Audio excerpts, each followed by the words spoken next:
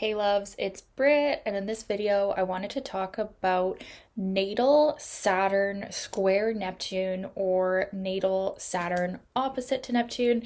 I feel like these aspects, the square is always going to be more difficult than the opposition, in my opinion.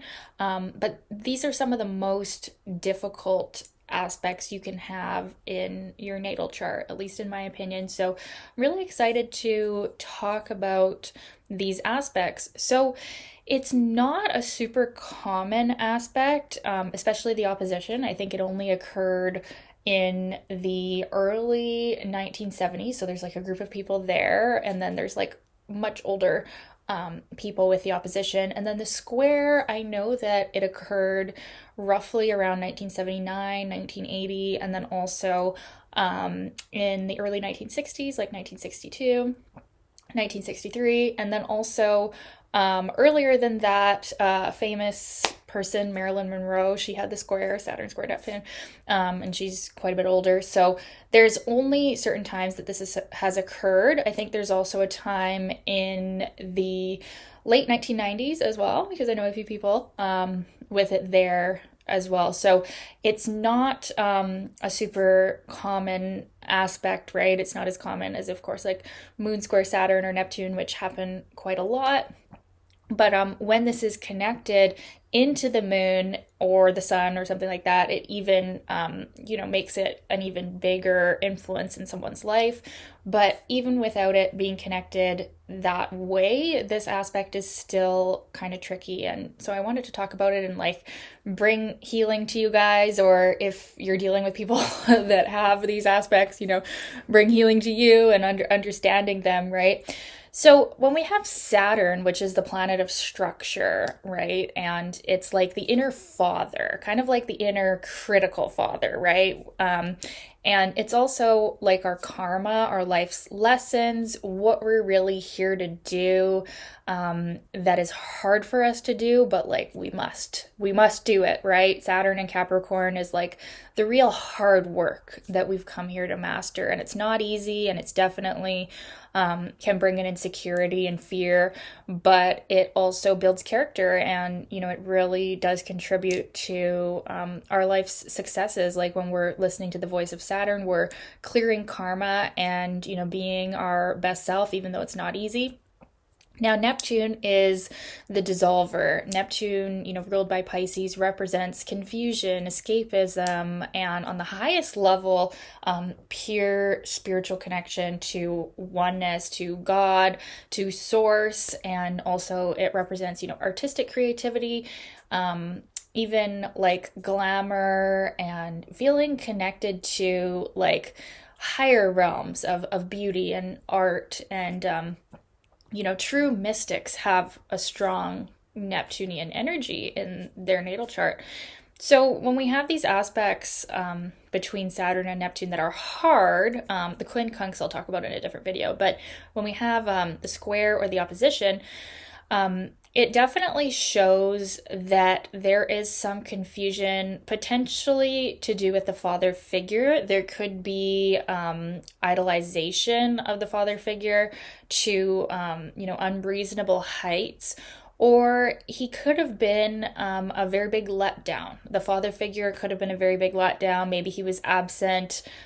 Maybe he was an alcoholic. Maybe he was an escapist. Or maybe he was extremely religious and ungrounded. Like he could have just been just totally, like kind of an unstable energy. And depending on other aspects too, Saturn and Sun, and that'll show more of the story, but there's definitely something very confused about the father relationship.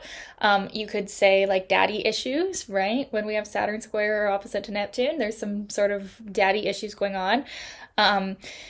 And, to take it even deeper, it's like there's a confusion around our own inner masculine with this aspect, because we all, even, men and women and people who identify as whatever they identify as, there is an inner masculine and an inner feminine, right? And with these aspects, there's some confusion around the inner masculine.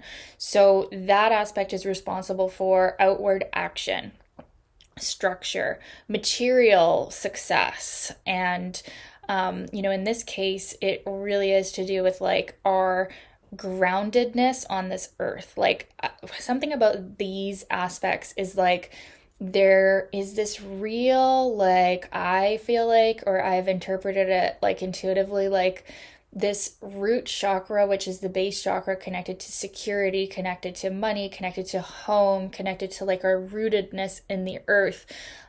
There's something lacking there. So people with these aspects can feel really ungrounded, like they don't know their place, almost like even homeless. Like even if they have lots of money or even if they have a home, it's like there's this lack of like rootedness to this earth and like feeling of belonging and like true security and groundedness. It's like hard to access that. And now this could be coming from childhood where this father figure who was supposed to represent stability did not, or there was something confusing about the relationship there. And so now they lack a groundedness to this earth. But that's something that you'll notice, like with people with the square. Specifically, the square is going to be more difficult than the opposition. The opposition can sometimes come out more in relationships where, like, you sometimes project this, like maybe you attract a really ungrounded spouse as well with that. So the square is more of like a constant niggling tension. The opposition is more likely to be projected, but it's still like it can be both. It's like a flip flop. It's like, okay, sometimes you're the Neptune and sometimes you're the Saturn, right? But with the Saturn square Neptune people, they're just like always in this like conflict, right?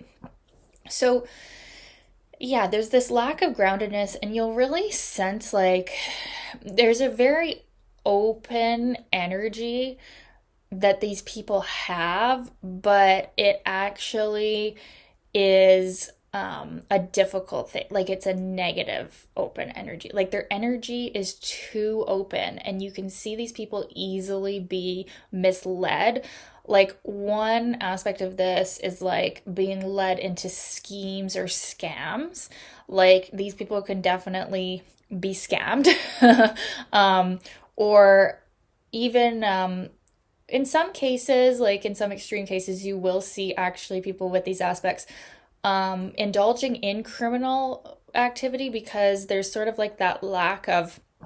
Saturn is also like morally, like, what is right. And like when we have a hard aspect between Saturn and Neptune, those lines are blurred in what is right and what is wrong, right? And like I can really relate to this as a Saturn and Pisces person, although I have Saturn sextile Neptune, which I'll do a separate video on the easier aspects too, but where it's kind of like, well, you don't really take on the morals of the family or the father, like, and this is what's right and this is what's wrong, and it's just kind of like this openness of like, well, I'll just figure it out for myself. And like when you're with these people who act like this, then you act like this, but when you're with these other people that act like this, then you'll act like this. And there's definitely a need to like form some sort of concrete value system of like this is right and this is wrong, because you can be, like I said, led into these schemes or led into a lot of interesting situations depending on where this is aspecting the rest of your chart, what houses it's ruling, and everything like that.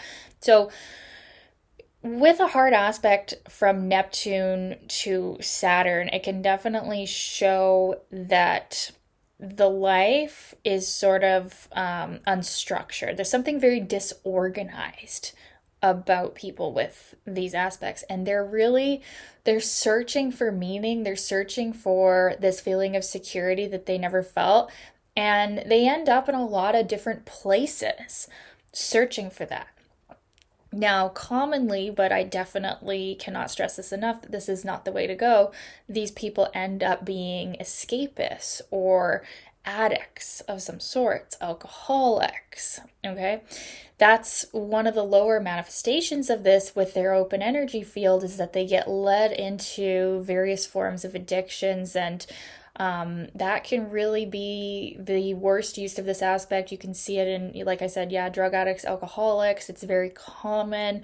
Even like if you're thinking like Marilyn Monroe's case, I mean, I think her cause of death is sort of elusive or confusing, but it was something potentially drug related. But that's something like that's like an extreme manifestation that you definitely want to look out for, is like danger due to substances, due to even like you could have issues like with medically administered substances as well with this when we have Saturn structures, and Neptune, which is like illusions, confusion, escapism, but potential poisoning. Now, this is like, a more traditional astrology interpretation. They will warn of dangers through this type of thing. So you want to really be like as pure as possible, because you don't react well to substances or chemicals or negative energies. Like, you're kind of a sponge. You can definitely be more infiltrated by negative energies than some people. You have to, like, it's crucial to like keep your space pure, keep your energy pure, because yeah, like the worst case scenario would be, potential yeah, like death, or even yeah, overdoses, or just chemical imbalances in the body, and addictions that will come from this. It's like crucial, because there's already a lack of structure and a lack of groundedness. So when you mix that with certain substances, it's like a recipe for disaster. And that's when some of the lower manifestations of this can come out. It could even lead to like insanity. And that's another manifestation of like lacking that structure, that foundation, that security. It's like beliefs could come in that are ungrounded, and like spirituality could become actually a more hindering thing than a positive thing, or religion could become a confusing thing. Like, so beliefs with the square or the opposition, it's like they might turn into a form of psychosis. Now, of course, this is just worst case scenario. I got to lay out everything. There's ultimately many positives of these aspects as well, although I will say that I do think they're some of the most difficult aspects that you can have, and it is commonly going to show like absent father, or confusion to do with the father role, the masculine energy, the groundedness. And even if it's not directly related to that, there's something very disorganized, there's something very confused about the personality there. They could even be like, yeah, confusing other people. They're a confusing person to other people. People don't always understand what you're saying or what you're doing, because it's very elusive and it lacks like what is normal in society. So these people can be very odd and very different and very fascinating, and definitely going down their own pathway in life that is very unique and ultimately guided by something higher. And now that can be a very positive thing, because you have this difficulty between the structuring of your life and the Neptunian, spiritual energy in your life. You end up being guided down some different pathways. You probably, became guided to astrology or to spirituality, or, you've been in different areas of the world. You've hung out with the underdogs, the outcasts. You've lived your life, and you come to some very profound wisdom that you could not have attained without these aspects pushing you in all of these directions of life. So ultimately, these aspects show the spiritual seeker, because you're seeking God, but you're seeking it in a way that will ground your life. So you can end up actually like, and this is the same for other aspects of Saturn to Neptune, using your spiritual connection to ground your life. A lot of people talk about spirituality and positive energy, and it like remains a separate corner of their mindset, and it's not integrated into their daily life. With you, that's not possible. It becomes a part of you. It becomes your structure. It becomes your security and your safety. And that might be the only way that you can ever truly feel safety and security, is through your spiritual connection. And, it will be difficult. It will come with confusions. It will not come with a manual. You are the manual, and you have to figure it out for yourself. And your spiritual journey won't look like anyone else's. And, that is what is really going to ultimately bring you peace. And also, reparenting yourself, being that sturdy, structured masculine energy that you need. I always think of the masculine energy as like trees, right? So like it's like the rod energy, right? The trees like planted, right? That is what you need, and that is what you can become yourself. It's like you have to become it yourself. You're not going to get it from the men in your life until you integrate this. You're not going to get it probably from the father figure.